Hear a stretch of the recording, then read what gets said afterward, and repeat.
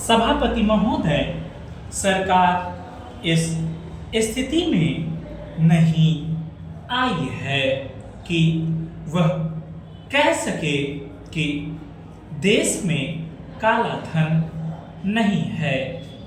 काले धन को निकालने के लिए और इसके लिए प्रयत्न होने चाहिए, लेकिन इसके साथ साथ इस दिशा में भी कदम उठाए जाएं कि ऐसे कामों पर रोक लगाई जाए जिससे लोगों का काला धन कमाने का अवसर ही ना मिले।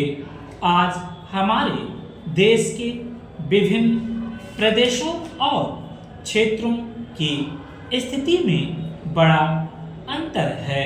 इस अंतर को समाप्त किया जाना चाहिए।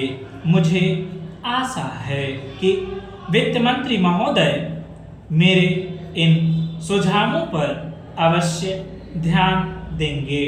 कल मैं वित्त मंत्री जी को बता रहा था कि आप एक तरफ से नए नए कर लगाकर खजाने को भरने की कोशिश कर रहे हैं और दूसरी तरफ आपके विभाग उस खजाने में छेद कर रुपया निकाल रहे हैं। इस तरफ उनका ध्यान जाना चाहिए।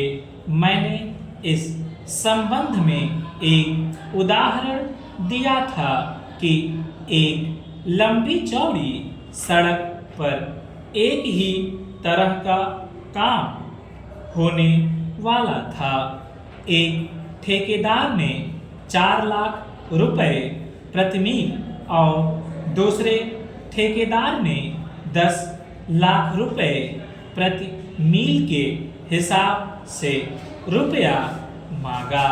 जब मंत्री महोदय के सामने यह चीज लाई गई तो इस बात की जांच हुई जिसमें कुछ करोड़ रुपयों की बचत हुई है।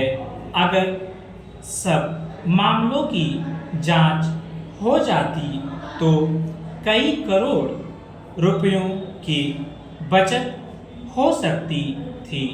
जैसा कल मैंने वित्त मंत्री जी से कहा, उन्होंने 2 करोड़ रुपए की छूट करों में देकर हम पर एहसान लाद दिया, लेकिन मैं तो आपका कई करोड़ रुपयों का लाभ करा रहा हूँ।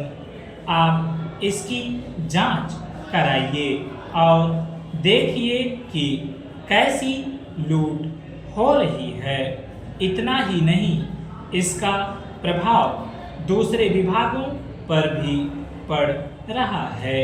वहाँ पर जो दूसरे विभाग काम कर रहे हैं उनकी दरें भी बढ़ रही हैं या दरें बढ़ने के लिए उनकी मांग बढ़ रही है।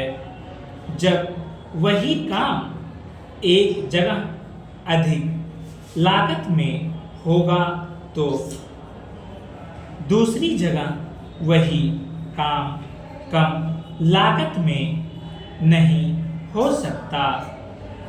इसलिए या तो वह चोरी करेगा या दर बढ़वाएगा। अगर एक सड़क पर ऐसा होता है तो वहाँ जो दूसरे काम चलते हैं उनमें भी ऐसा ही होता है। ठेकेदार आपके विभागों के साथ मिलकर दर बढ़ाते हैं। मैं भ्रष्टाचार की बात नहीं कहता हूँ, उसको ना आप बंद कर सकते हैं और ना मैं बंद कर सकता हूँ और ना लो, स्टॉप।